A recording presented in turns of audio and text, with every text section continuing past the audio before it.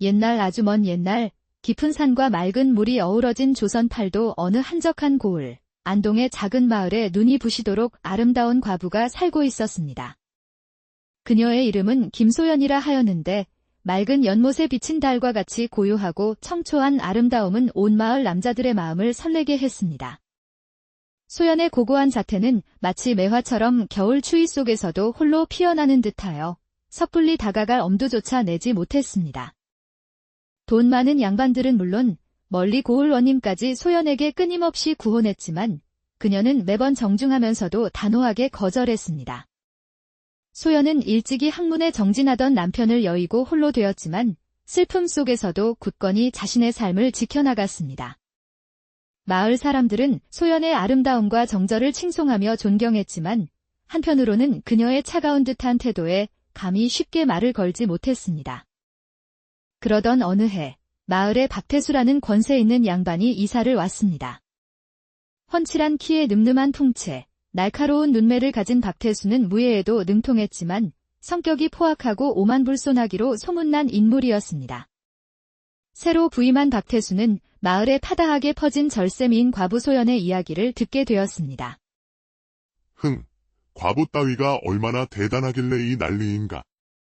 아무리 유염한들 감히 이 박태수를 거역할 수 있겠느냐.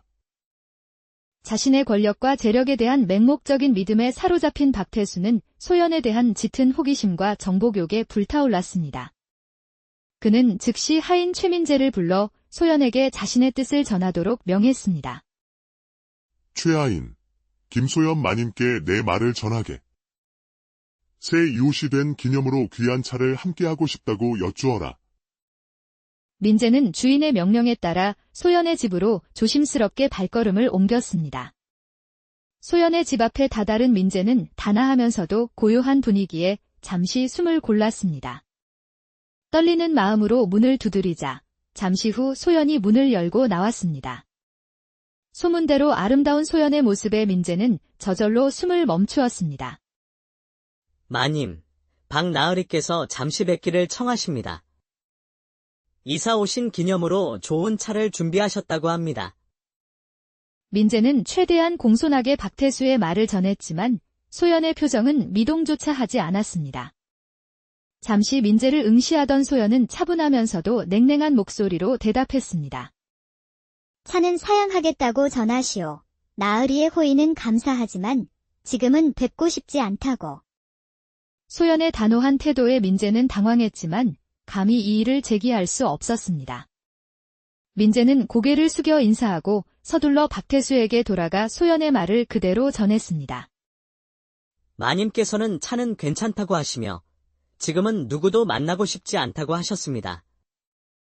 박태수는 민재의 보고를 듣자마자 얼굴을 붉히며 경로했습니다. 자신의 권위와 체면이 한낱과부에게 무참히 짓밟혔다고 생각했기 때문입니다.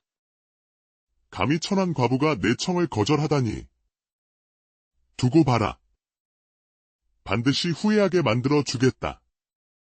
며칠 후 박태수는 분을 사귀지 못하고 다시 하인 민재를 불렀습니다. 이번에는 자신이 직접 소연을 찾아가 굴복시키기로 마음먹은 것입니다. 이번엔 내가 직접 그 과부를 찾아갈 것이다. 어서 길을 안내하거라. 민재는 불안한 마음을 감출 수 없었습니다. 주인의 오만함과 소연의 강직함이 충돌할 것을 뻔히 예상했기 때문입니다. 하지만 주인의 명령을 거역할 수 없었던 민재는 떨리는 발걸음으로 박태수를 소연의 집으로 안내했습니다.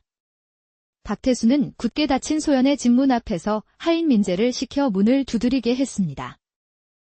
마님, 나으리께서 친히 납셨습니다. 정적이 흐르는 듯 하더니 잠시 후 문이 조용히 열리고 소연이 다시 모습을 드러냈습니다. 박태수는 소연의 아름다운 모습에 넋을 잃고 말았습니다. 소문으로만 듣던 아름다움이 실제로 눈앞에 펼쳐지니 정신을 차릴 수 없었습니다. 달빛 아래 더욱 희고 투명하게 빛나는 소연의 얼굴, 깊이를 알 수 없는 검은 눈동자, 단아하게 묶어 올린 머리칼, 한복 자락 아래로 살짝 드러난 섬섬 옥수까지 박태수는 그야말로 홀린 듯 소연을 바라보았습니다. 겨우 정신을 차린 박태수는 최대한 부드러운 목소리를 쥐어짜내어 소연에게 말을 걸었습니다. 지난번엔 차가 부족했나 싶어. 오늘은 특별히 좋은 차를 가져왔소. 부디 함께 차를 마시며 담소를 나누는 것이 어떻겠소? 소연은 여전히 냉랭한 표정으로 박태수를 응시하며 대답했습니다. 이미 말씀드렸듯 저는 차에 흥미가 없습니다. 귀한 걸음 하셨지만 나으리의 뜻을 따르기는 어렵습니다. 소연의 완강한 태도에 박태수는 더 이상 아무 말도 할 수 없었습니다. 자존심이 짓밟힌 박태수는 얼굴이 불그락푸르락해진 채 묵묵히 집으로 돌아갈 수밖에 없었습니다. 그의 마음속에는 분노와 수치심, 그리고 걷잡을 수 없는 질투심이 격렬하게 소용돌이쳤습니다. 하지만 한편으로는 소연의 아름다움이 자꾸만 눈에 아른거려 밤잠을 설쳤습니다. 한편 박태수의 하인 민재 역시 소연의 아름다움에 깊이 매료되었습니다. 주인과는 달리 민재는 순수하고 진실한 마음으로 소연을 흠모하게 되었습니다. 소연의 고고함과 강직함, 그리고 아름다움에 매료된 민재는 밤마다 소연 생각에 잠 못 이루며 가슴앓이를 했습니다. 그것은 신분을 뛰어넘는 하인으로서 감히 품을 수 없는 짝사랑이었습니다. 주인 박태수에게 완전히 퇴짜를 맞았다고 생각한 민재는 주인 몰래 용기를 내어 소연에게 다가가기로 결심했습니다. 어느 날 민재는 땔감 나무짐을 지고 조심스럽게 소연의 집을 찾아갔습니다. 마님, 전에 보니 대게 땔감이 부족한 듯했습니다. 겨울이 코앞이니 미리 준비하시는 게 좋을 것 같아 장작을 가져왔습니다. 소연은 뜻밖의 선물에 놀라면서도 고마워했습니다. 예상치 못한 민재의 따뜻한 마음에 소연의 굳게 닫힌 마음에도 작은 균열이 생기는 듯했습니다. 어머나, 고마워라. 겨울 땔감 때문에 걱정이 많았는데 덕분에 한시름 놓겠네. 땔감을 지고 오느라 힘들었을 텐데 들어와서 식사라도 하고 가시게. 식사는 괜찮습니다. 마님, 겨울을 제대로 나시려면 땔감이 더 필요할 겁니다. 제가 부지런히 장작을 패서 부엌에 가득 채워놓겠습니다. 민재는 나무짐을 부엌에 내려놓고 서둘러 소연의 집을 나섰습니다. 그 후로도 민재는 며칠에 한 번씩 묵묵히 나무를 해와 소연의 부엌을 가득 채워놓았습니다. 어느 날 나무짐을 모두 채워놓고 나오려는데 소연이 민재를 불러 세웠습니다. 민재야, 자네가 너무 고생하는 것 같아 마음이 쓰이는구려. 여기 돈을 좀 마련했으니 받아가게. 돈은 괜찮습니다. 마님. 마님께서 따뜻하게 겨울을 보내실 수 있다면 그것으로 충분합니다. 민재는 소연이 주는 돈을 한사코 거절했습니다. 며칠 후 민재는 탐스럽게 익은 고구마 한 가마니를 지고 다시 소연의 집을 찾아왔습니다. 마님, 올해 고구마 풍년입니다. 추운 겨울날 아궁이에 구워 드시면 정말 꿀맛일 겁니다. 소연은 민재의 순수하고 따뜻한 마음에 깊은 감동을 받았습니다. 그동안 수많은 남자들이 그녀에게 접근했지만 민재처럼 진심으로 그녀를 걱정하고 배려하는 사람은 없었습니다. 자네의 마음 씀씀이가 참으로 고맙구려. 자네가 이렇게까지 나를 챙겨주니 나도 뭔가 보답을 해야 하지 않겠나? 보답은 바라지 않습니다. 마님. 마님께서 행복하시다면 그걸로 저는 만족합니다. 그래도 자네가 이렇게 애를 쓰는데 나 또한 가만히 있을 수는 없지? 혹시라도 필요한 것이 있다면 주저 말고 말하게. 정 그러시다면 염치불구하고 나중에 말씀드리겠습니다. 그렇게 민재는 묵묵히 소연의 곁을 맴돌며 그녀의 마음속에 차곡차곡 믿음과 신뢰를 쌓아갔습니다. 한 달쯤 후 민재는 술에 잔뜩 취해 비틀거리며 소연의 집을 찾아와 마루에 주저앉아 울었습니다. 아니, 웬 술 냄새야? 어디서 이렇게 술을 마시고 온 겐가? 마님, 너무 답답하고 괴로워서 술을 마시지 않고는 견딜 수가 없었습니다. 무슨 일이 있었던 겐가? 왜 저는 하필 천한 하인으로 태어난 걸까요? 좋아하는 여인을 마음속에 품고도 신분 때문에 말 한마디 제대로 건네지 못하는 이 고통을 어찌하면 좋을까요? 제가 양반 자제였더라면 마님께 제 마음을 솔직히 고백이라도 해볼 수 있었을 텐데. 민재의 눈에서 뜨거운 눈물이 뚝뚝 떨어졌습니다. 소연은 순수하고 여린 민재의 진심에 마음이 아팠습니다. 신분 때문에 사랑하는 여인에게 마음조차 표현하지 못하고 괴로워하는 민재를 보니 소연의 마음도 흔들리기 시작했습니다. 자네가 하인으로 태어난 건 자네 잘못이 아니잖나. 너무 자책하지 말게. 그리고 신분이란 인간이 만든 허울일 뿐이니 자네의 순수한 마음은 하늘도 감동할 걸세. 소연의 따뜻한 위로를 들은 민재는 갑자기 울음을 터뜨리며 소연의 품에 푹 안겼습니다. 소연은 순간 깜짝 놀랐지만 민재의 슬픔과 고통을 위로해 주어야 한다는 생각에 민재를 따뜻하게 안아주었습니다. 소연에게서는 은은하고 향긋한 꽃내음이 났습니다. 민재는 소연의 따뜻한 품 안에서 심장이 터질 듯 격렬하게 뛰는 것을 느꼈습니다. 얼마나 시간이 흘렀을까요? 고요한 정적 속에서 소연이 조심스럽게 민재에게 말을 걸었습니다. 민재, 혹시 잠든 건가? 민재는 아무런 대답이 없었습니다. 민재, 여기서 잠들면 안 되네. 어서 일어나서 집으로 돌아가 쉬게. 하지만 민재는 술에 취해 꿈쩍도 하지 않았습니다. 난감해진 소연은 아무리 깨워도 술에 골아떨어진 민재는 일어날 줄 몰랐습니다. 고민 끝에 소연은 하는 수 없이 민재를 자신의 방으로 옮겼습니다. 그리고 잠든 민재를 물끄러미 바라보았습니다. 욕심 없고 순수한 민재의 모습이 왠지 모르게 가엽고 안쓰러워 보였습니다. 하인으로 태어난 것은 민재의 선택이 아니었지만 그는 평생 힘든 하인의 삶을 살아가야 했기 때문입니다. 소연은 민재에게 따뜻한 이불을 덮어주고 민재가 깨어나기를 기다렸습니다. 한참 후 민재가 술에서 깨어났습니다. 눈을 비비며 주변을 둘러보던 민재는 자신이 소연의 방에 누워있다는 사실을 깨닫고 깜짝 놀라 벌떡 일어났습니다. 이제 술이 좀 깼는가? 마님, 제가 어쩌다 마님 방에 지난밤 일은 도통 기억이 나질 않습니다. 혹시 제가 마님께 무례를 범한 것은 아니겠지요? 아니라네. 아무 일도 없었으니 걱정 말게. 여기 따뜻한 술국이라도 마시고 가게나. 소연은 민재에게 따뜻한 술국을 내주었습니다. 민재는 술국을 들이키며 죄송한 마음으로 소연의 집을 나섰습니다. 하지만 그의 마음속에는 묘한 기대감이 싹트기 시작했습니다. 흐흐, 이제 거의 다 왔어. 조금만 더 노력하면 마님도 내 마음을 받아주시겠지? 민재는 속으로 쾌재를 불렀습니다. 그 오만하고 권력 있는 양반도 해내지 못한 일을 하인인 자신이 해내고 있다고 생각하니 기분이 좋았습니다. 하지만 그의 마음 한켠에는 왠지 모를 불안감도 자리 잡고 있었습니다. 며칠 후, 민재는 고급스러운 술병을 들고 다시 소연을 찾아왔습니다. 이 술병은 또 뭔가? 이것은 귀한 인삼주입니다. 오늘이 마님 생신이라 특별히 준비해왔습니다.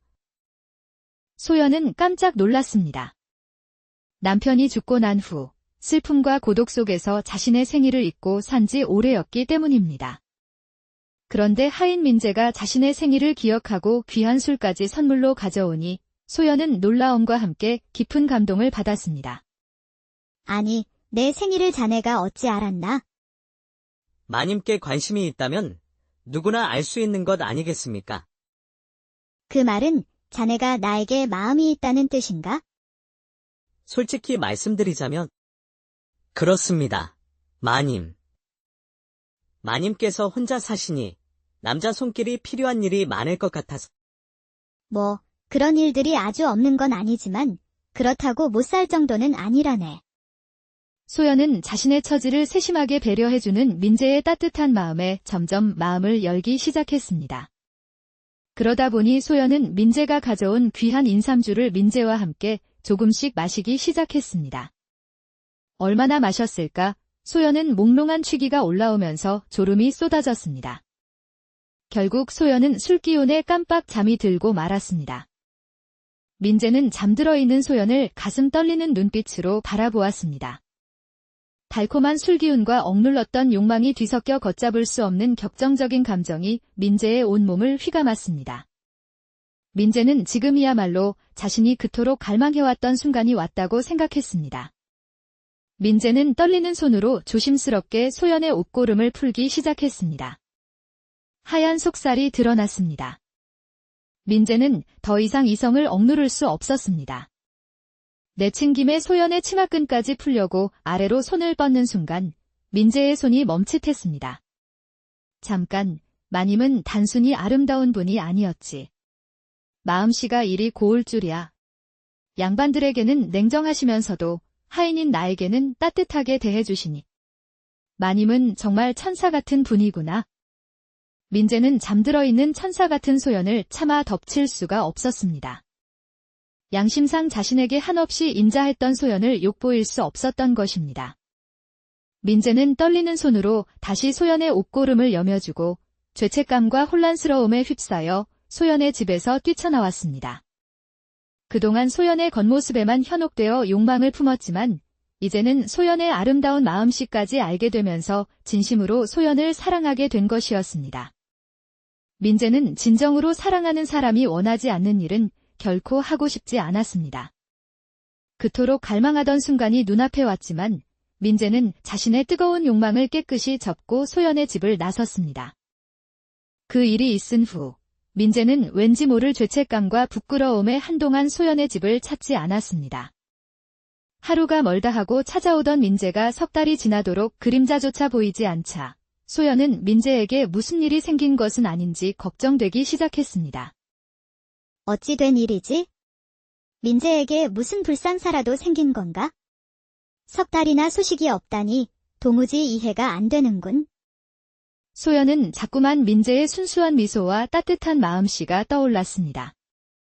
어느새 소연은 자신도 모르는 사이에 민재에게 마음을 의지하고 있었던 것입니다.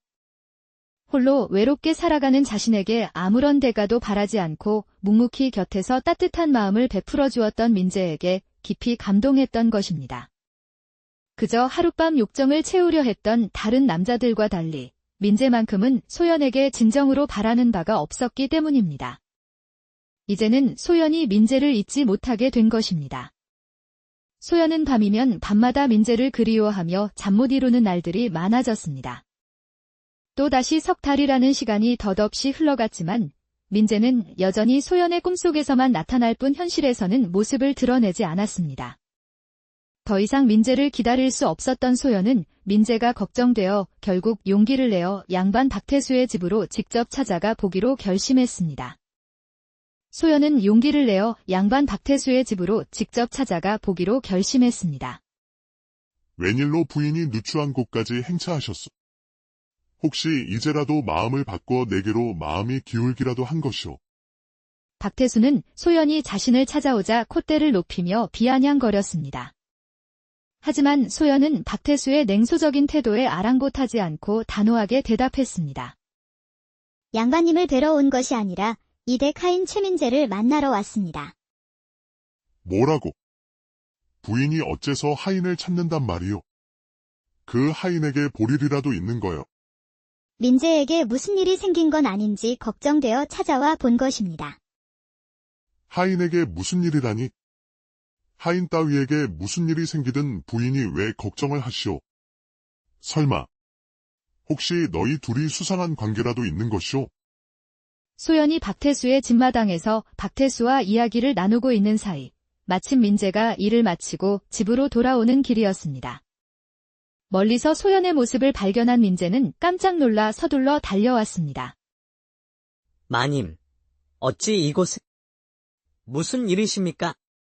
민재, 자네에게 무슨 안 좋은 일이라도 생긴 건 아닌가 해서 와봤네. 마님, 저는 아무 일도 없습니다. 이렇게 염려해 주셔서 정말 감사합니다. 그런데 어찌하여 그동안 한 번도 찾아오지 않았던 겐가? 요즘 집안일이 좀 많아서 잠시 정신이 없었습니다. 그런가? 알았네. 자네가 무사한 것을 확인했으니 나는 이만 돌아가 보겠네. 민재에게 별다른 문제가 없는 것을 확인한 소연은 안심하며 집으로 돌아갔습니다. 소연이 떠나자 박태수는 즉시 하인 민재를 불러 세웠습니다. 이게 도대체 무슨 꼴이냐? 내가 그토록 애걸복걸해도 눈길 한번 주지 않던 냉정한 과부가 어째서 내 놈을 걱정해서 제 발로 찾아온단 말이냐? 박태수는 질투심에 눈이 멀어 민재에게 삿대질하며 호통을 쳤습니다. 민재는 뭐라고 대답해야 할지 몰라 당황하며 머뭇거렸습니다. 겨울 땔감을 조금 챙겨드렸더니 그 일 때문에 잠시 들르신 것 같습니다.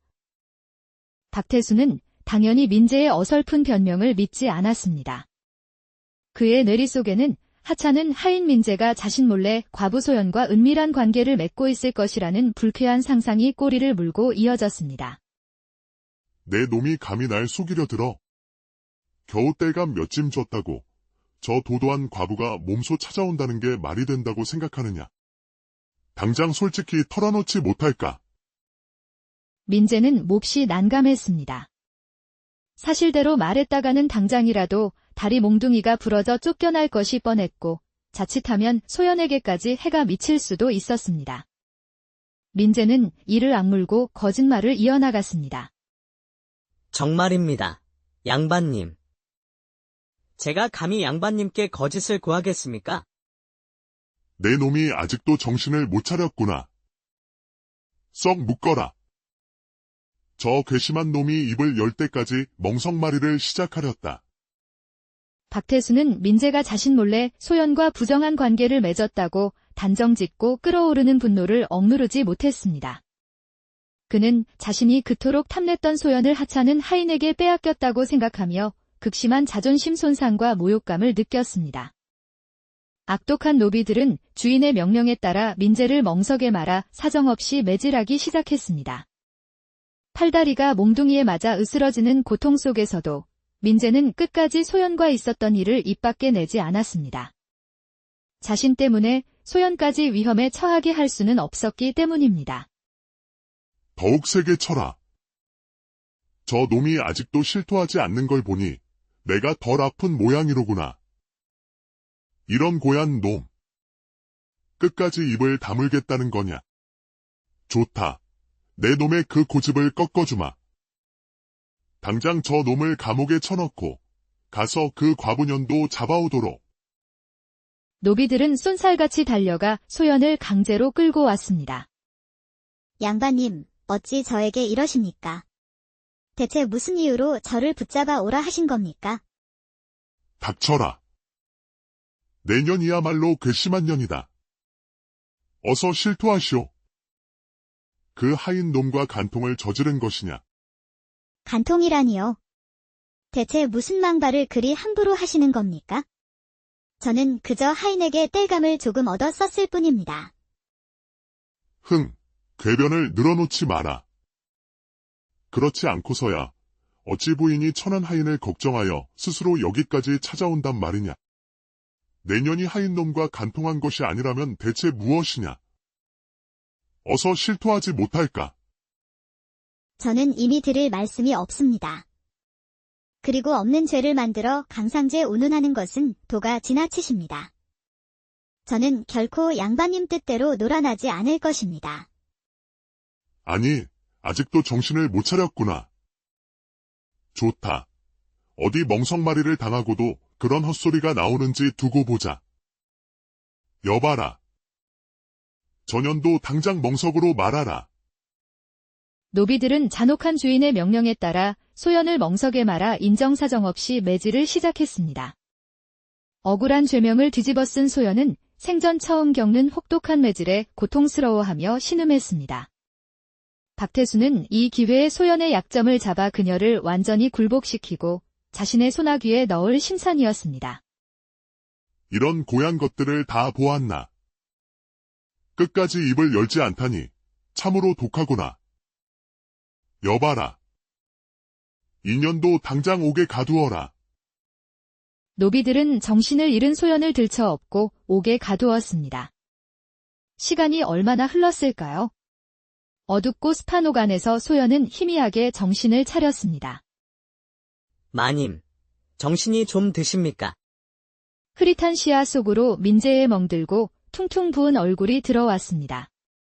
온 몸이 찢어지는 듯한 고통 속에서도 소연은 민재의 상처투성이 얼굴을 보자 가슴이 미어지는 듯 했습니다. 민재, 너 역시 매질을 당한 것이냐? 저는 괜찮습니다. 마님. 하지만 마님께서는 연약하신 몸으로 어찌 이 고통을 견디셨을까요? 제 억장이 무너지는 것 같습니다. 나는 괜찮으니 내 걱정이나 하거라. 그런데 양반은 도대체 왜 이러는 것이냐? 송구스럽게도 양반님께서는 이 기회에 마님의 약점을 잡아 꼼짝 못하게 하려는 속셈인 듯합니다. 약점이라니. 그게 무슨 말이냐? 양반님께서는 마님을 오래전부터 탐내고 계셨습니다. 하지만 아무리 애를 써도 마님께서 꿈쩍도 하지 않자 앙심을 품고 이처럼 잔혹한 짓을 벌이는 것입니다. 분명히 마님의 약점을 잡아 평생 마님을 괴롭히고 짓밟으려 할 것입니다. 인간이 어찌 이리 잔인할 수 있단 말이냐? 그저 탐욕 때문에. 두 사람은 온 몸이 쑤시고 아팠지만 서로를 걱정하며 밤을 지새웠습니다. 다음 날 아침 어김없이 노비들이 옥으로 들이닥쳐 두 사람을 끌어내 멍석마리를 자행했습니다. 끔찍한 고통 속에 두 사람은 또다시 의식을 잃고 쓰러졌습니다. 아니, 이 놈들이 이렇게까지 독할 줄이야. 도대체 어찌 입을 열지 않는 것이냐. 여봐라. 이 놈들을 다시 옥에 쳐넣어라. 노비들은 지친 기색도 없이 다시 두 사람을 옥에 가두었습니다. 시간이 얼마나 흘렀을까? 어둠 속에서 하인이 먼저 희미하게 의식을 되찾았습니다. 옆에 쓰러져 있는 소연의 창백한 얼굴을 보자 하인의 가슴은 찢어지는 듯 했습니다. 더 이상 지체할 시간이 없다고 생각한 하인은 결단을 내렸습니다. 자칫하다간 연약한 소연이 매질에 목숨을 잃을 수도 있다는 절박한 생각에 하인은 밤이 되기를 기다려 옥을 빠져나갈 계획을 세웠습니다. 밤이 깊어지고 옥 주변이 잠잠해지자 하인은 온 힘을 다해 옥사를 부러뜨리고 기절한 소연을 업고 옥을 빠져나왔습니다. 숨막히는 어둠 속에서 하인은 옆 마을에 사는 오랜 친구 김선달의 집을 향해 필사적으로 달렸습니다. 선달아. 문 좀 열어다오. 급히 부탁할 일이 있다. 선달은 늦은 밤 갑작스러운 친구의 방문에 놀랐지만 곧 문을 열고 하인을 맞이했습니다. 하인은 자초지종을 설명할 겨를도 없이 기절한 소연을 선달에게 맡겼습니다. 선달아, 자세한 이야기는 나중에 해줄 테니 부디 이 마님을 안전하게 보살펴 드려다오. 그리고 절대로 마님이 이곳에 계시다는 것을 다른 사람에게 발설해서는 안 된다. 간곡한 부탁을 남긴 하인은 뒤도 돌아보지 않고 다시 양반의 집으로 향했습니다. 친구에게 소연을 맡겨 안전하게 피신시킨 하인은 이제 혼자 모든 죄를 뒤집어쓰고 소연을 악독한 양반으로부터 지켜낼 각오를 한 것입니다. 하인과 과부가 사라진 것을 뒤늦게 알아차린 양반과 노비들은 발칵 뒤집혔습니다. 분노에 이성을 잃은 양반은 하인을 잡아들이기 위해 혈안이 되어 있었습니다. 그때 남투성이가 된 하인이 마치 제 발로 덫에 걸린 짐승처럼 양반의 집으로 다시 나타났습니다. 양반과 노비들은 기다렸다는 듯이 하인을 거칠게 붙잡았습니다.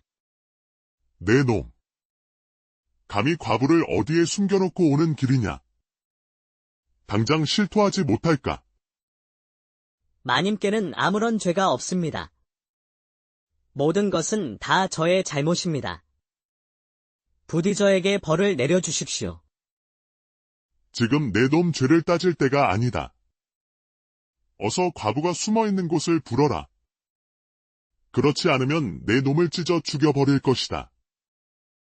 제 목숨이 1000번만번 끊어진다 해도 마님이 계신 곳은 절대로 말씀드릴 수 없습니다.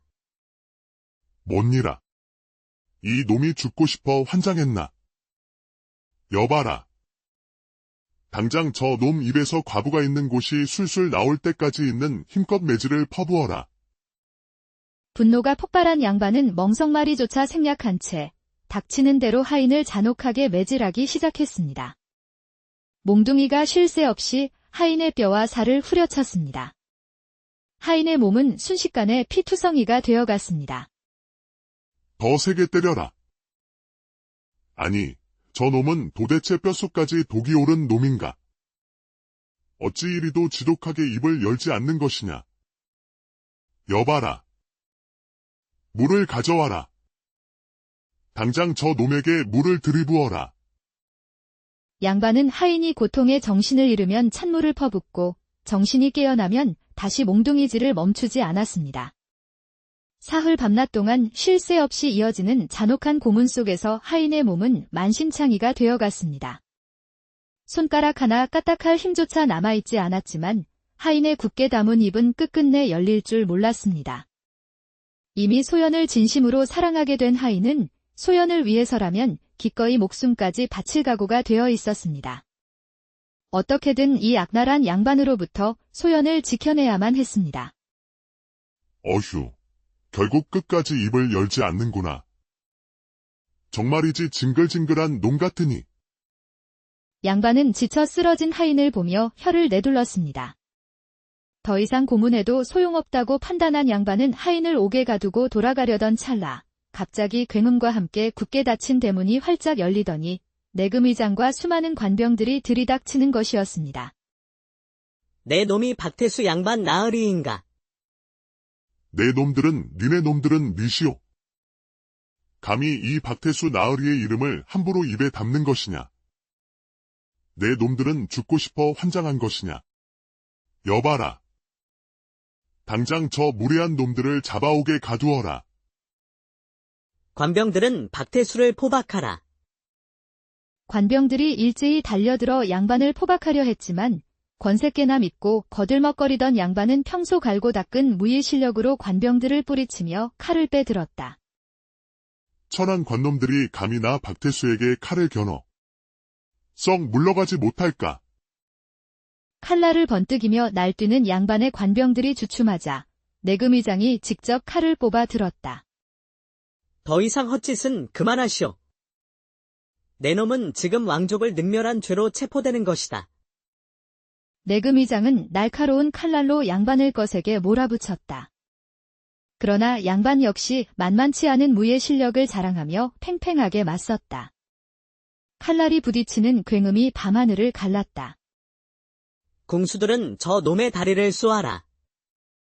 내금의장의 명령이 떨어지기 무섭게 매서운 화살들이 빗발처럼 날아가 양반의 다리에 정확히 꽂혔다. 다리에 화살을 맞고 휘청거린 양반은 그 자리에 털썩 무릎을 꿇었다. 내 놈들은 도대체 정체가 뭐냐? 내가 누군 줄 알고 이리 무례하게 구는 것이냐? 우리는 임금님의 친위부대, 내금위에서 나왔다. 내 놈처럼 왕족을 능멸하고 백성을 괴롭히는 악독한 놈은 짐승만도 못한 최후를 맞게 될 것이다. 내금의장의 호통에 양반은 얼굴이 하얗게 질려버렸다. 그때 굳게 닫혔던 대문이 다시 한번 활짝 열리며 눈부시게 아름다운 한 여인이 당당하게 걸어 들어왔다. 바로 과부 소연이었다. 소연의 등장에 내금의장을 비롯한 모든 관병들이 일제히 꿇어 엎드려 예를 갖추었다. 한성 대부인 마마, 어서 오십시오. 저자가 바로 이유 없이 저를 멍석말이하고 능멸한 악당 박태수입니다. 사실 소연은 천한 과부가 아니었다. 그녀는 조선 왕족, 한성대 부인의 핏줄을 이어받은 서녀였던 것이다. 신분을 숨기고 몰락한 양반 가문의 과부로 위장하여 세상의 눈을 피해 조용히 살아가고 있었던 것이다.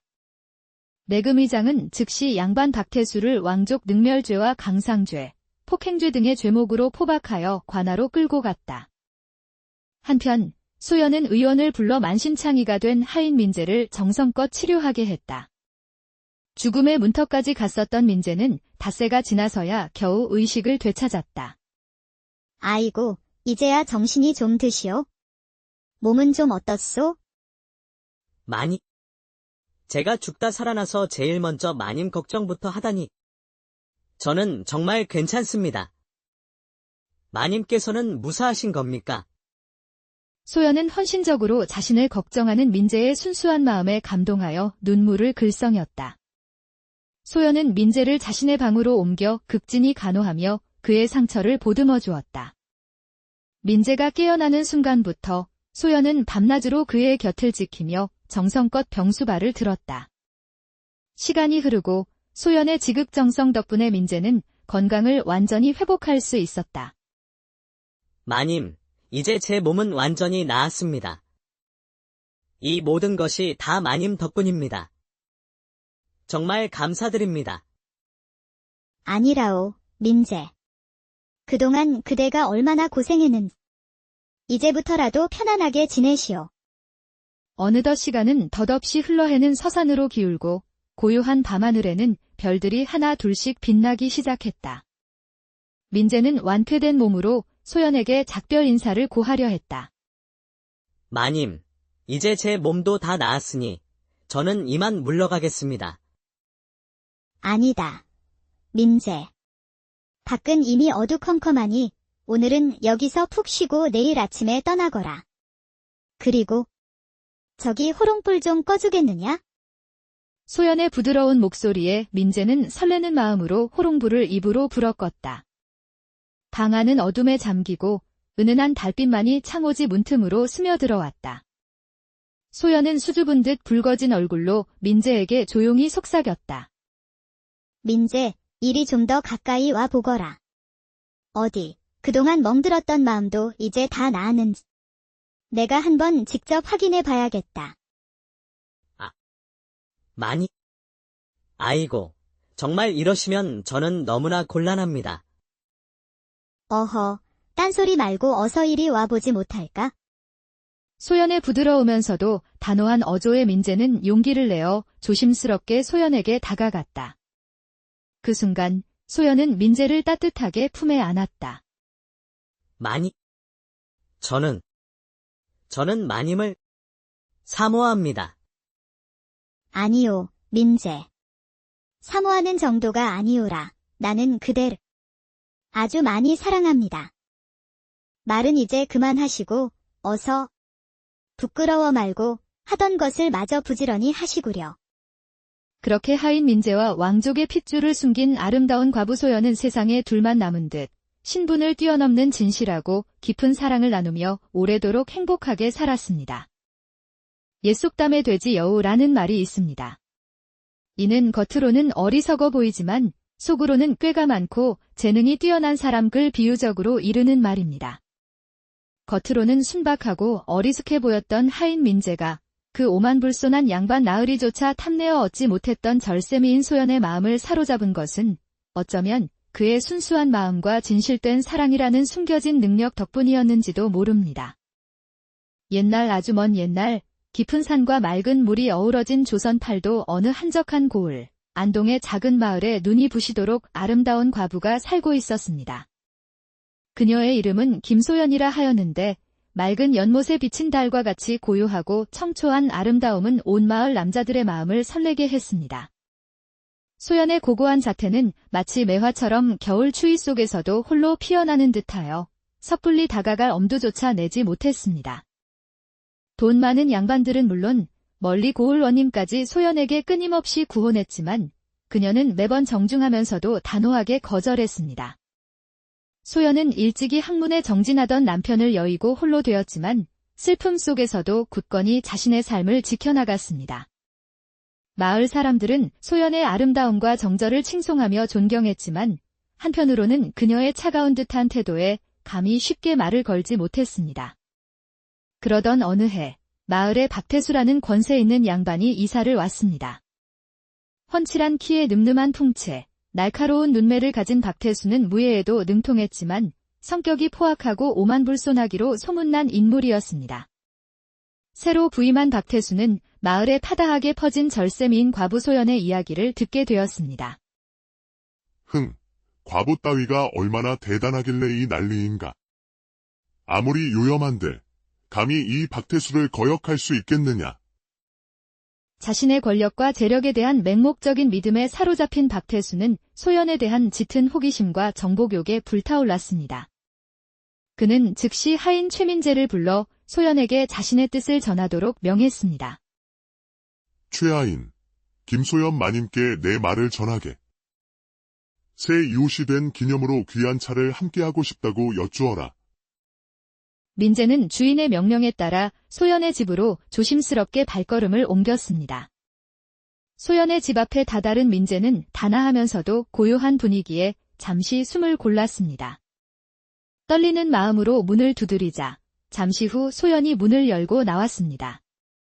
소문대로 아름다운 소연의 모습에 민재는 저절로 숨을 멈추었습니다. 마님, 박나으리께서 잠시 뵙기를 청하십니다.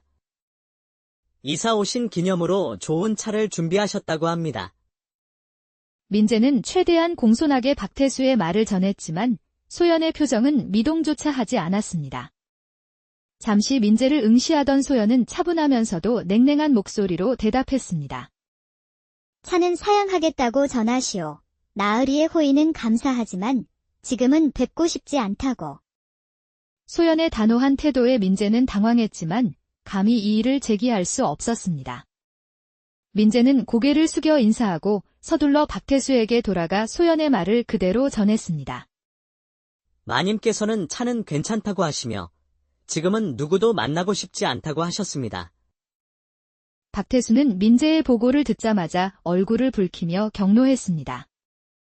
자신의 권위와 체면이 한낱과부에게 무참히 짓밟혔다고 생각했기 때문입니다. 감히 천한 과부가 내 청을 거절하다니.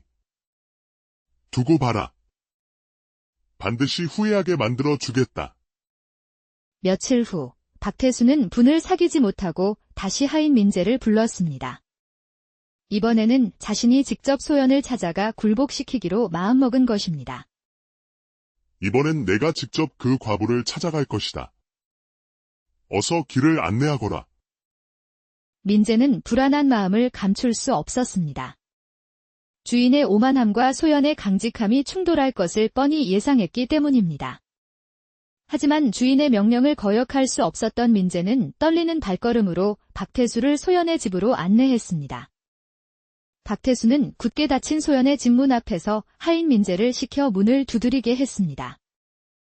마님, 나으리께서 친히 납셨습니다. 정적이 흐르는 듯 하더니 잠시 후 문이 조용히 열리고 소연이 다시 모습을 드러냈습니다. 박태수는 소연의 아름다운 모습에 넋을 잃고 말았습니다. 소문으로만 듣던 아름다움이 실제로 눈앞에 펼쳐지니 정신을 차릴 수 없었습니다. 달빛 아래 더욱 희고 투명하게 빛나는 소연의 얼굴, 깊이를 알 수 없는 검은 눈동자, 단아하게 묶어 올린 머리칼, 한복 자락 아래로 살짝 드러난 섬섬 옥수까지 박태수는 그야말로 홀린 듯 소연을 바라보았습니다. 겨우 정신을 차린 박태수는 최대한 부드러운 목소리를 쥐어짜내어 소연에게 말을 걸었습니다. 지난번엔 차가 부족했나 싶어. 오늘은 특별히 좋은 차를 가져왔소. 부디 함께 차를 마시며 담소를 나누는 것이 어떻겠소? 소연은 여전히 냉랭한 표정으로 박태수를 응시하며 대답했습니다. 이미 말씀드렸듯 저는 차에 흥미가 없습니다. 귀한 걸음 하셨지만 나으리의 뜻을 따르기는 어렵습니다. 소연의 완강한 태도에 박태수는 더 이상 아무 말도 할 수 없었습니다. 자존심이 짓밟힌 박태수는 얼굴이 불그락푸르락해진 채 묵묵히 집으로 돌아갈 수밖에 없었습니다. 그의 마음속에는 분노와 수치심, 그리고 걷잡을 수 없는 질투심이 격렬하게 소용돌이쳤습니다. 하지만 한편으로는 소연의 아름다움이 자꾸만 눈에 아른거려 밤잠을 설쳤습니다. 한편 박태수의 하인 민재 역시 소연의 아름다움에 깊이 매료되었습니다. 주인과는 달리 민재는 순수하고 진실한 마음으로 소연을 흠모하게 되었습니다. 소연의 고고함과 강직함, 그리고 아름다움에 매료된 민재는 밤마다 소연 생각에 잠 못 이루며 가슴앓이를 했습니다. 그것은 신분을 뛰어넘는 하인으로서 감히 품을 수 없는 짝사랑이었습니다. 주인 박태수에게 완전히 퇴짜를 맞았다고 생각한 민재는 주인 몰래 용기를 내어 소연에게 다가가기로 결심했습니다. 어느 날 민재는 땔감 나무짐을 지고 조심스럽게 소연의 집을 찾아갔습니다. 마님, 전에 보니 대게 땔감이 부족한 듯했습니다. 겨울이 코앞이니 미리 준비하시는 게 좋을 것 같아 장작을 가져왔습니다. 소연은 뜻밖의 선물에 놀라면서도 고마워했습니다. 예상치 못한 민재의 따뜻한 마음에 소연의 굳게 닫힌 마음에도 작은 균열이 생기는 듯 했습니다. 어머나, 고마워라. 겨울 땔감 때문에 걱정이 많았는데 덕분에 한시름 놓겠네. 땔감을 지고 오느라 힘들었을 텐데 들어와서 식사라도 하고 가시게. 식사는 괜찮습니다. 마님, 겨울을 제대로 나시려면 땔감이 더 필요할 겁니다. 제가 부지런히 장작을 패서 부엌에 가득 채워놓겠습니다. 민재는 나무짐을 부엌에 내려놓고 서둘러 소연의 집을 나섰습니다. 그 후로도 민재는 며칠에 한 번씩 묵묵히 나무를 해와 소연의 부엌을 가득 채워놓았습니다. 어느 날 나무짐을 모두 채워놓고 나오려는데 소연이 민재를 불러 세웠습니다. 민재야, 자네가 너무 고생하는 것 같아 마음이 쓰이는구려. 여기 돈을 좀 마련했으니 받아가게. 돈은 괜찮습니다. 마님. 마님께서 따뜻하게 겨울을 보내실 수 있다면 그것으로 충분합니다. 민재는 소연이 주는 돈을 한사코 거절했습니다. 며칠 후 민재는 탐스럽게 익은 고구마 한 가마니를 지고 다시 소연의 집을 찾아왔습니다. 마님, 올해 고구마 풍년입니다. 추운 겨울날 아궁이에 구워 드시면 정말 꿀맛일 겁니다. 소연은 민재의 순수하고 따뜻한 마음에 깊은 감동을 받았습니다. 그동안 수많은 남자들이 그녀에게 접근했지만 민재처럼 진심으로 그녀를 걱정하고 배려하는 사람은 없었습니다. 자네의 마음 씀씀이가 참으로 고맙구려. 자네가 이렇게까지 나를 챙겨주니 나도 뭔가 보답을 해야 하지 않겠나? 보답은 바라지 않습니다. 마님. 마님께서 행복하시다면 그걸로 저는 만족합니다. 그래도 자네가 이렇게 애를 쓰는데 나 또한 가만히 있을 수는 없지? 혹시라도 필요한 것이 있다면 주저 말고 말하게. 정 그러시다면 염치불구하고 나중에 말씀드리겠습니다. 그렇게 민재는 묵묵히 소연의 곁을 맴돌며 그녀의 마음속에 차곡차곡 믿음과 신뢰를 쌓아갔습니다. 한 달쯤 후 민재는 술에 잔뜩 취해 비틀거리며 소연의 집을 찾아와 마루에 주저앉아 울었습니다. 아니, 웬 술 냄새야? 어디서 이렇게 술을 마시고 온 겐가? 마님, 너무 답답하고 괴로워서 술을 마시지 않고는 견딜 수가 없었습니다. 무슨 일이 있었던 겐가? 왜 저는 하필 천안 하인으로 태어난 걸까요? 좋아하는 여인을 마음속에 품고도 신분 때문에 말 한마디 제대로 건네지 못하는 이 고통을 어찌하면 좋을까요? 제가 양반자제였더라면 마님께 제 마음을 솔직히 고백이라도 해볼 수 있었을 텐데. 민재의 눈에서 뜨거운 눈물이 뚝뚝 떨어졌습니다. 소연은 순수하고 여린 민재의 진심에 마음이 아팠습니다. 신분 때문에 사랑하는 여인에게 마음조차 표현하지 못하고 괴로워하는 민재를 보니 소연의 마음도 흔들리기 시작했습니다. 자네가 하인으로 태어난 건 자네 잘못이 아니잖나. 너무 자책하지 말게. 그리고 신분이란 인간이 만든 허울일 뿐이니 자네의 순수한 마음은 하늘도 감동할 걸세. 소연의 따뜻한 위로를 들은 민재는 갑자기 울음을 터뜨리며 소연의 품에 푹 안겼습니다. 소연은 순간 깜짝 놀랐지만 민재의 슬픔과 고통을 위로해 주어야 한다는 생각에 민재를 따뜻하게 안아주었습니다. 소연에게서는 은은하고 향긋한 꽃내음이 났습니다. 민재는 소연의 따뜻한 품 안에서 심장이 터질 듯 격렬하게 뛰는 것을 느꼈습니다. 얼마나 시간이 흘렀을까요? 고요한 정적 속에서 소연이 조심스럽게 민재에게 말을 걸었습니다. 민재, 혹시 잠든 건가? 민재는 아무런 대답이 없었습니다. 민재, 여기서 잠들면 안 되네. 어서 일어나서 집으로 돌아가 쉬게. 하지만 민재는 술에 취해 꿈쩍도 하지 않았습니다. 난감해진 소연은 아무리 깨워도 술에 골아떨어진 민재는 일어날 줄 몰랐습니다. 고민 끝에 소연은 하는 수 없이 민재를 자신의 방으로 옮겼습니다. 그리고 잠든 민재를 물끄러미 바라보았습니다. 욕심 없고 순수한 민재의 모습이 왠지 모르게 가엽고 안쓰러워 보였습니다.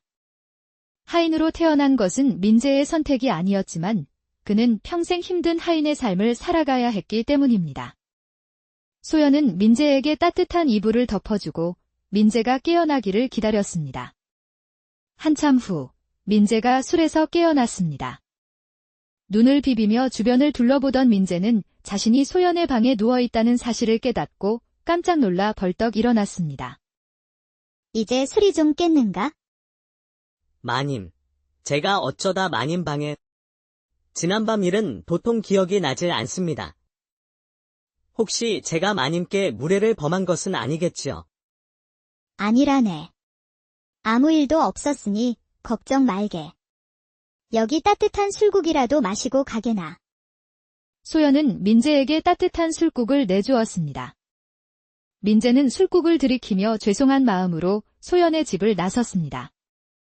하지만 그의 마음속에는 묘한 기대감이 싹트기 시작했습니다. 흐흐, 이제 거의 다 왔어. 조금만 더 노력하면 마님도 내 마음을 받아주시겠지? 민재는 속으로 쾌재를 불렀습니다. 그 오만하고 권력 있는 양반도 해내지 못한 일을 하인인 자신이 해내고 있다고 생각하니 기분이 좋았습니다. 하지만 그의 마음 한켠에는 왠지 모를 불안감도 자리 잡고 있었습니다. 며칠 후, 민재는 고급스러운 술병을 들고 다시 소연을 찾아왔습니다. 이 술병은 또 뭔가? 이것은 귀한 인삼주입니다. 오늘이 마님 생신이라 특별히 준비해왔습니다. 소연은 깜짝 놀랐습니다.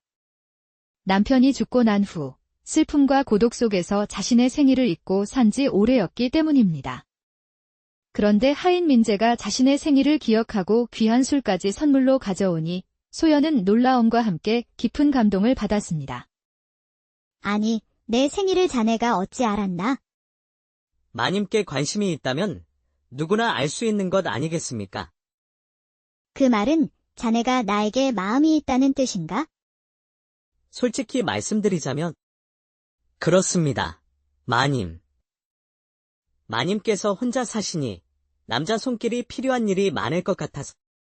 뭐, 그런 일들이 아주 없는 건 아니지만 그렇다고 못 살 정도는 아니라네.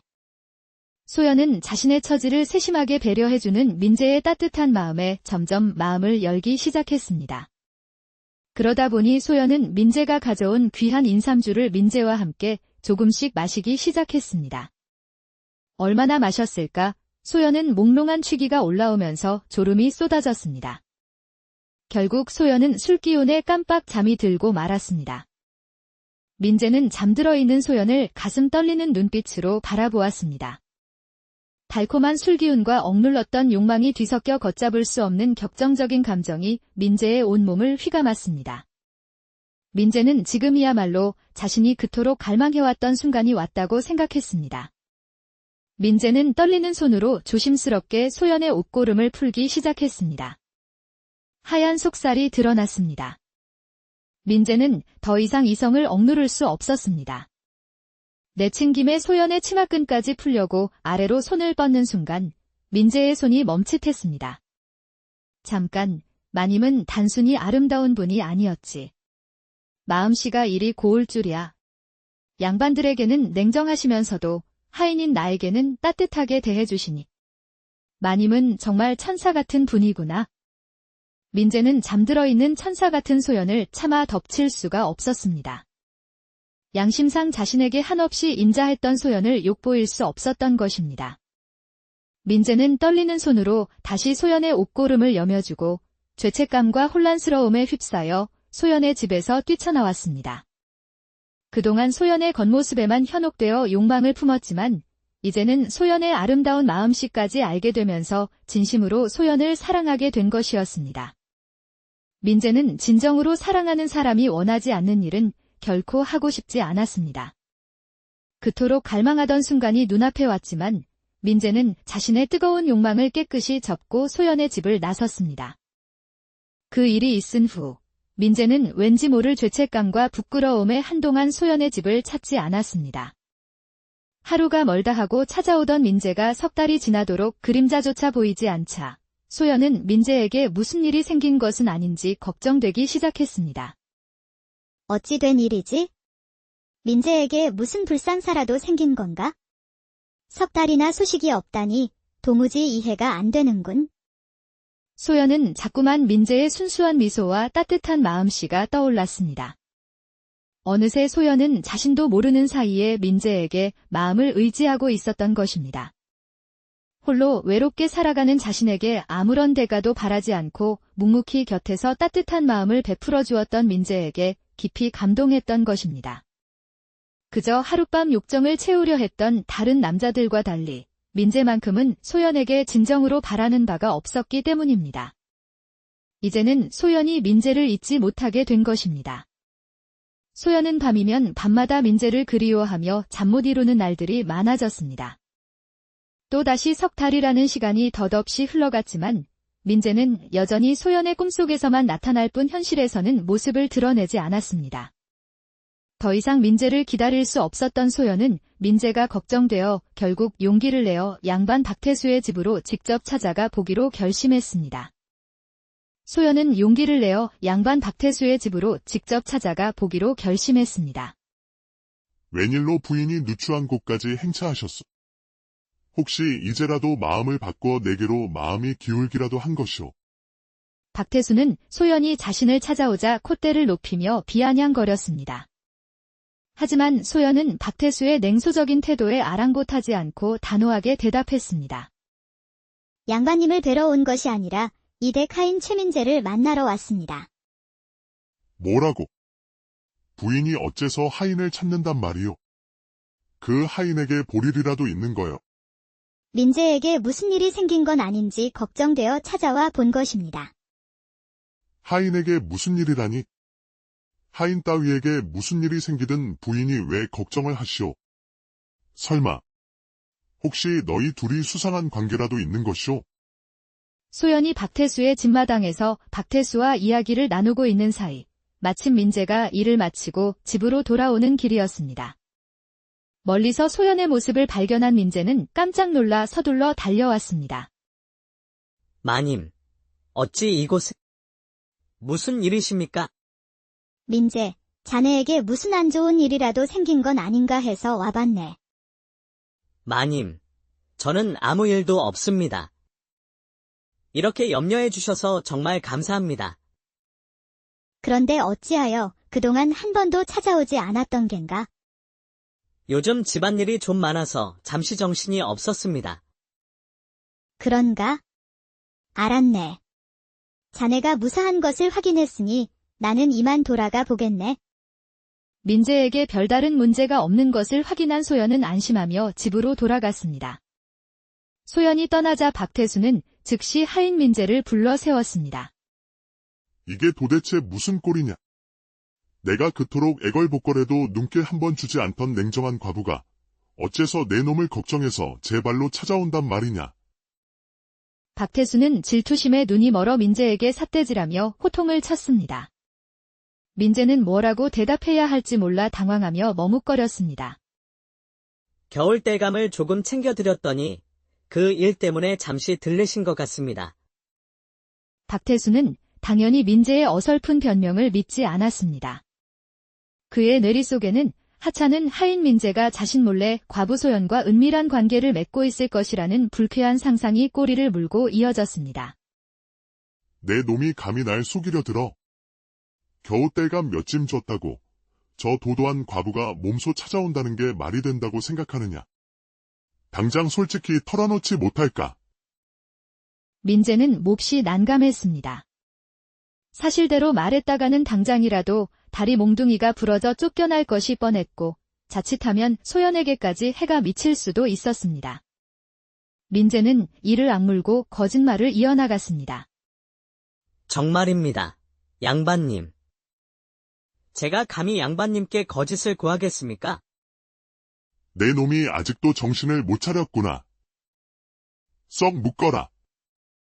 저 괘씸한 놈이 입을 열 때까지 멍석마리를 시작하렸다. 박태수는 민재가 자신 몰래 소연과 부정한 관계를 맺었다고 단정짓고 끓어오르는 분노를 억누르지 못했습니다.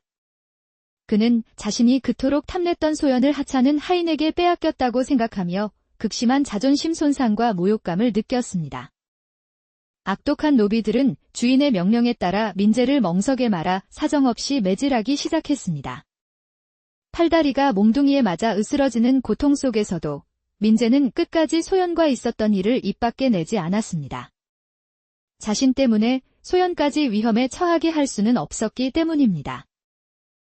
더욱 세게 쳐라. 저 놈이 아직도 실토하지 않는 걸 보니 내가 덜 아픈 모양이로구나. 이런 고얀 놈. 끝까지 입을 다물겠다는 거냐. 좋다. 내 놈의 그 고집을 꺾어주마. 당장 저 놈을 감옥에 쳐넣고 가서 그 과부년도 잡아오도록. 노비들은 쏜살같이 달려가 소연을 강제로 끌고 왔습니다. 양반님, 어찌 저에게 이러십니까? 대체 무슨 이유로 저를 붙잡아 오라 하신 겁니까? 닥쳐라. 내년이야말로 괘씸한 년이다. 어서 실토하시오. 그 하인 놈과 간통을 저지른 것이냐. 간통이라니요. 대체 무슨 망발을 그리 함부로 하시는 겁니까? 저는 그저 하인에게 땔감을 조금 얻어 썼을 뿐입니다. 흥, 궤변을 늘어놓지 마라. 그렇지 않고서야 어찌 부인이 천한 하인을 걱정하여 스스로 여기까지 찾아온단 말이냐. 내년이 하인 놈과 간통한 것이 아니라면 대체 무엇이냐. 어서 실토하지 못할까. 저는 이미 드릴 말씀이 없습니다. 그리고 없는 죄를 만들어 강상제 운운하는 것은 도가 지나치십니다. 저는 결코 양반님 뜻대로 놀아나지 않을 것입니다. 아니, 아직도 정신을 못 차렸구나. 좋다. 어디 멍석마리를 당하고도 그런 헛소리가 나오는지 두고 보자. 여봐라. 전년도 당장 멍석으로 말아라. 노비들은 잔혹한 주인의 명령에 따라 소연을 멍석에 말아 인정사정 없이 매질을 시작했습니다. 억울한 죄명을 뒤집어 쓴 소연은 생전 처음 겪는 혹독한 매질에 고통스러워하며 신음했습니다. 박태수는 이 기회에 소연의 약점을 잡아 그녀를 완전히 굴복시키고 자신의 소나귀에 넣을 심산이었습니다. 이런 고얀 것들을 다 보았나. 끝까지 입을 열지 않다니 참으로 독하구나. 여봐라. 인연도 당장 옥에 가두어라. 노비들은 정신을 잃은 소연을 들쳐업고 옥에 가두었습니다. 시간이 얼마나 흘렀을까요? 어둡고 습한 옥 안에서 소연은 희미하게 정신을 차렸습니다. 마님, 정신이 좀 드십니까? 흐릿한 시야 속으로 민재에 멍들고 퉁퉁 부은 얼굴이 들어왔습니다. 온 몸이 찢어지는 듯한 고통 속에서도 소연은 민재의 상처투성이 얼굴을 보자 가슴이 미어지는 듯 했습니다. 민재, 너 역시 매질을 당한 것이냐? 저는 괜찮습니다. 마님. 하지만 마님께서는 연약하신 몸으로 어찌 이 고통을 견디셨을까요? 제 억장이 무너지는 것 같습니다. 나는 괜찮으니 내 걱정이나 하거라. 그런데 양반은 도대체 왜 이러는 것이냐? 송구스럽게도 양반님께서는 이 기회에 마님의 약점을 잡아 꼼짝 못하게 하려는 속셈인 듯합니다. 약점이라니. 그게 무슨 말이냐? 양반님께서는 마님을 오래전부터 탐내고 계셨습니다. 하지만 아무리 애를 써도 마님께서 꿈쩍도 하지 않자 앙심을 품고 이처럼 잔혹한 짓을 벌이는 것입니다. 분명히 마님의 약점을 잡아 평생 마님을 괴롭히고 짓밟으려 할 것입니다. 인간이 어찌 이리 잔인할 수 있단 말이냐? 그저 탐욕 때문에. 두 사람은 온 몸이 쑤시고 아팠지만 서로를 걱정하며 밤을 지새웠습니다. 다음 날 아침 어김없이 노비들이 옥으로 들이닥쳐 두 사람을 끌어내 멍석마리를 자행했습니다. 끔찍한 고통 속에 두 사람은 또다시 의식을 잃고 쓰러졌습니다. 아니, 이 놈들이 이렇게까지 독할 줄이야. 도대체 어찌 입을 열지 않는 것이냐. 여봐라. 이 놈들을 다시 옥에 쳐넣어라. 노비들은 지친 기색도 없이 다시 두 사람을 옥에 가두었습니다. 시간이 얼마나 흘렀을까? 어둠 속에서 하인이 먼저 희미하게 의식을 되찾았습니다. 옆에 쓰러져 있는 소연의 창백한 얼굴을 보자 하인의 가슴은 찢어지는 듯 했습니다. 더 이상 지체할 시간이 없다고 생각한 하인은 결단을 내렸습니다. 자칫하다간 연약한 소연이 매질에 목숨을 잃을 수도 있다는 절박한 생각에 하인은 밤이 되기를 기다려 옥을 빠져나갈 계획을 세웠습니다. 밤이 깊어지고 옥 주변이 잠잠해지자 하인은 온 힘을 다해 옥살을 부러뜨리고 기절한 소연을 업고 옥을 빠져나왔습니다. 숨막히는 어둠 속에서 하인은 옆 마을에 사는 오랜 친구 김선달의 집을 향해 필사적으로 달렸습니다. 선달아. 문 좀 열어다오. 급히 부탁할 일이 있다. 선달은 늦은 밤 갑작스러운 친구의 방문에 놀랐지만 곧 문을 열고 하인을 맞이했습니다. 하인은 자초지종을 설명할 겨를도 없이 기절한 소연을 선달에게 맡겼습니다. 선달아, 자세한 이야기는 나중에 해줄 테니 부디 이 마님을 안전하게 보살펴 드려다오. 그리고 절대로 마님이 이곳에 계시다는 것을 다른 사람에게 발설해서는 안 된다. 간곡한 부탁을 남긴 하인은 뒤도 돌아보지 않고 다시 양반의 집으로 향했습니다. 친구에게 소연을 맡겨 안전하게 피신시킨 하인은 이제 혼자 모든 죄를 뒤집어쓰고 소연을 악독한 양반으로부터 지켜낼 각오를 한 것입니다. 하인과 과부가 사라진 것을 뒤늦게 알아차린 양반과 노비들은 발칵 뒤집혔습니다. 분노에 이성을 잃은 양반은 하인을 잡아들이기 위해 혈안이 되어 있었습니다.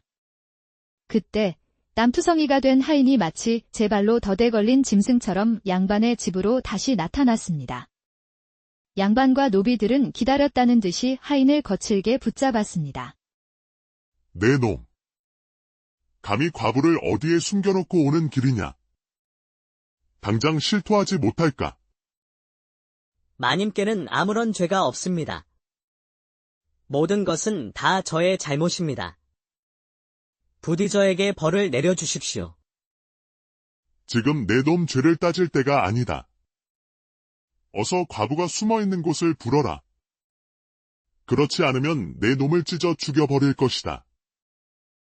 제 목숨이 1000번만번 끊어진다 해도 마님이 계신 곳은 절대로 말씀드릴 수 없습니다. 뭔일아. 이 놈이 죽고 싶어 환장했나?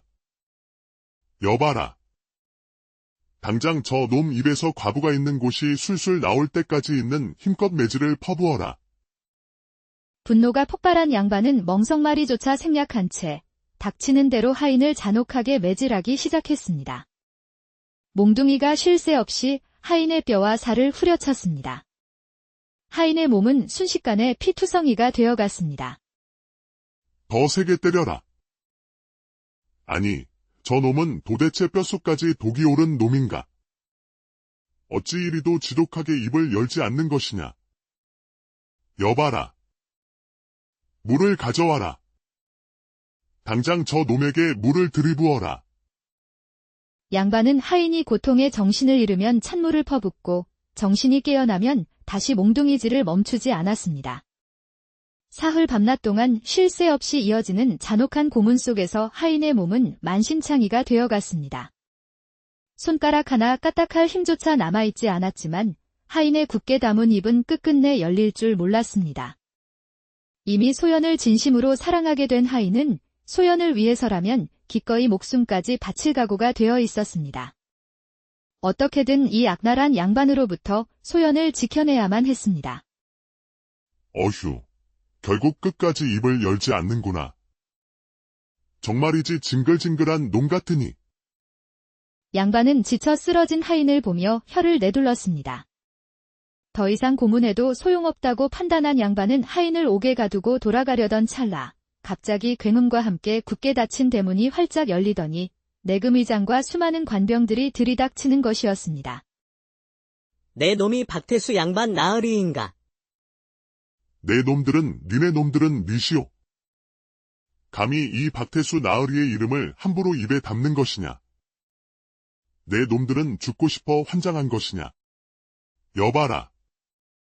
당장 저 무례한 놈들을 잡아오게 가두어라. 관병들은 박태수를 포박하라. 관병들이 일제히 달려들어 양반을 포박하려 했지만 권세께나 믿고 거들먹거리던 양반은 평소 갈고 닦은 무예 실력으로 관병들을 뿌리치며 칼을 빼들었다. 천한 관놈들이 감히 나 박태수에게 칼을 겨눠. 썩 물러가지 못할까? 칼날을 번뜩이며 날뛰는 양반의 관병들이 주춤하자 내금의장이 직접 칼을 뽑아 들었다. 더 이상 헛짓은 그만하시오. 내 놈은 지금 왕족을 능멸한 죄로 체포되는 것이다. 내금의장은 날카로운 칼날로 양반을 거세게 몰아붙였다. 그러나 양반 역시 만만치 않은 무예 실력을 자랑하며 팽팽하게 맞섰다. 칼날이 부딪히는 굉음이 밤하늘을 갈랐다. 궁수들은 저 놈의 다리를 쏘아라. 내금의장의 명령이 떨어지기 무섭게 매서운 화살들이 빗발처럼 날아가 양반의 다리에 정확히 꽂혔다. 다리에 화살을 맞고 휘청거린 양반은 그 자리에 털썩 무릎을 꿇었다. 내 놈들은 도대체 정체가 뭐냐? 내가 누군 줄 알고 이리 무례하게 구는 것이냐?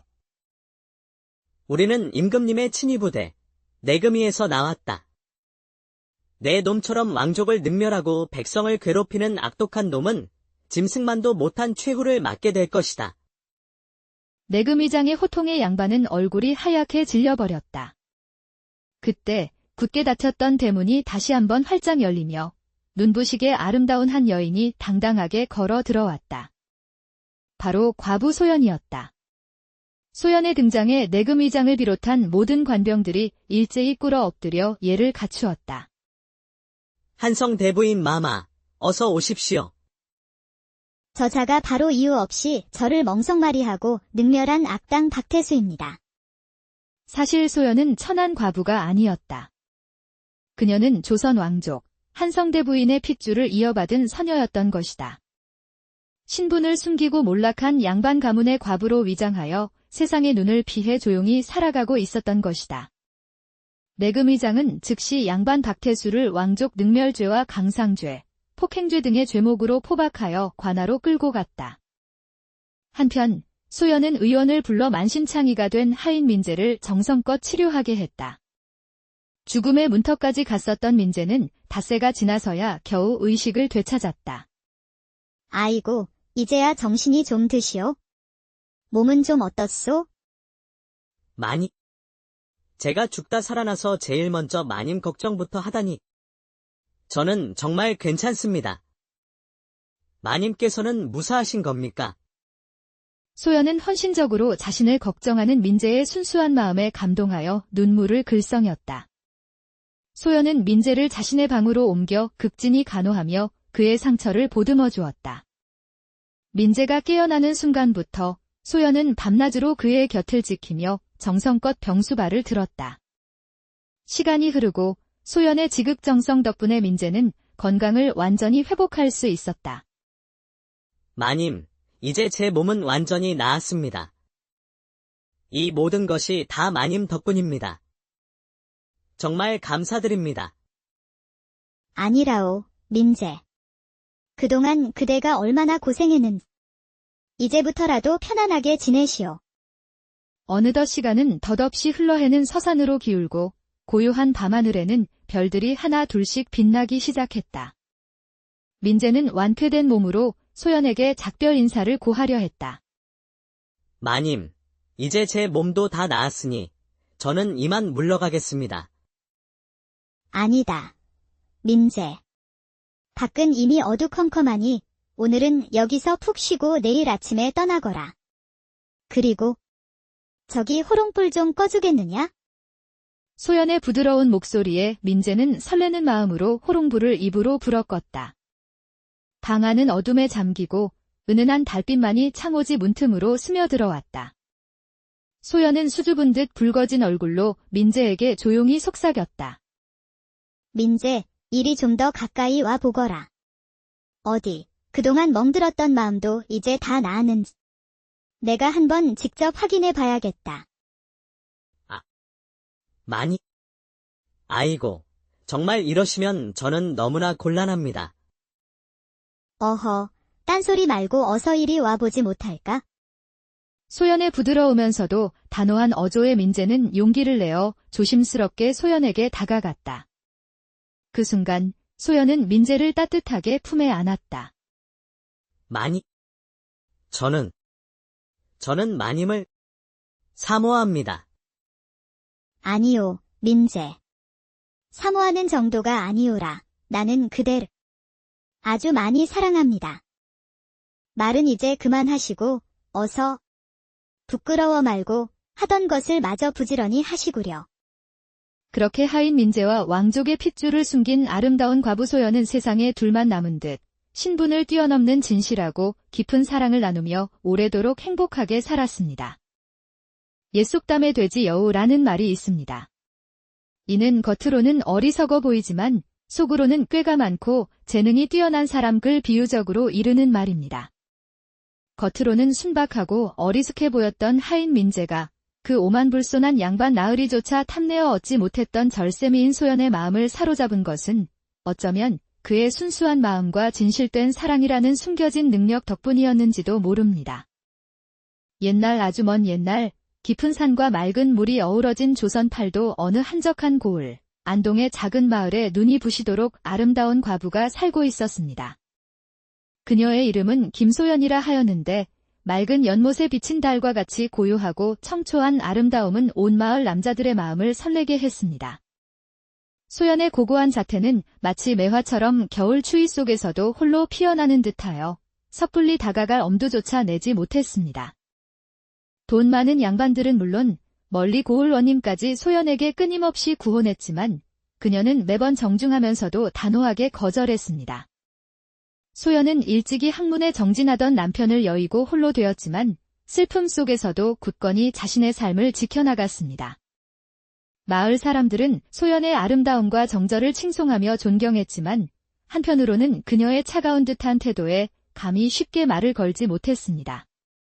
그러던 어느 해 마을에 박태수라는 권세 있는 양반이 이사를 왔습니다. 훤칠한 키에 늠름한 풍채, 날카로운 눈매를 가진 박태수는 무예에도 능통했지만 성격이 포악하고 오만불손하기로 소문난 인물이었습니다. 새로 부임한 박태수는 마을에 파다하게 퍼진 절세미인 과부 소연의 이야기를 듣게 되었습니다. 과부 따위가 얼마나 대단하길래 이 난리인가. 아무리 요염한데 감히 이 박태수를 거역할 수 있겠느냐. 자신의 권력과 재력에 대한 맹목적인 믿음에 사로잡힌 박태수는 소연에 대한 짙은 호기심과 정복욕에 불타올랐습니다. 그는 즉시 하인 최민재를 불러 소연에게 자신의 뜻을 전하도록 명했습니다. 최하인, 김소연 마님께 내 말을 전하게. 새 이웃이 된 기념으로 귀한 차를 함께하고 싶다고 여쭈어라.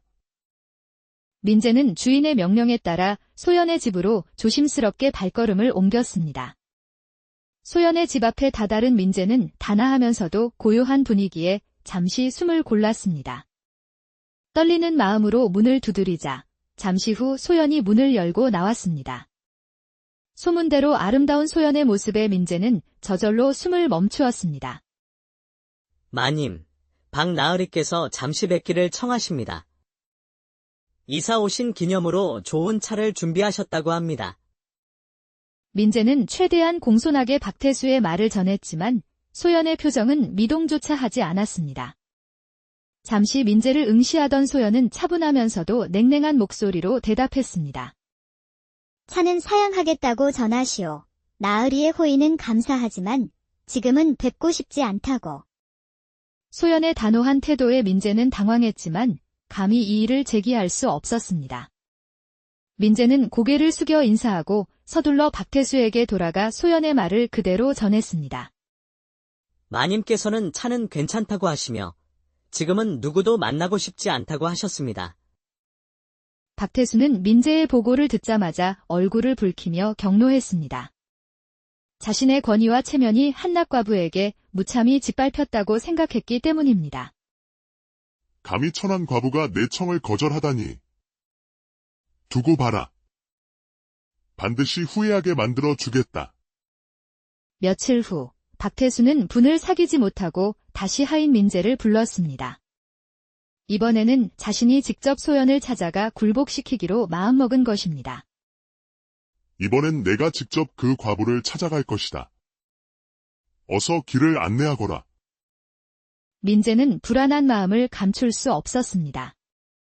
주인의 오만함과 소연의 강직함이 충돌할 것을 뻔히 예상했기 때문입니다. 하지만 주인의 명령을 거역할 수 없었던 민재는 떨리는 발걸음으로 박태수를 소연의 집으로 안내했습니다.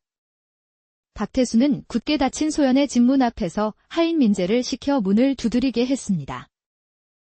마님, 나으리께서 친히 납셨습니다. 정적이 흐르는 듯 하더니 잠시 후 문이 조용히 열리고 소연이 다시 모습을 드러냈습니다.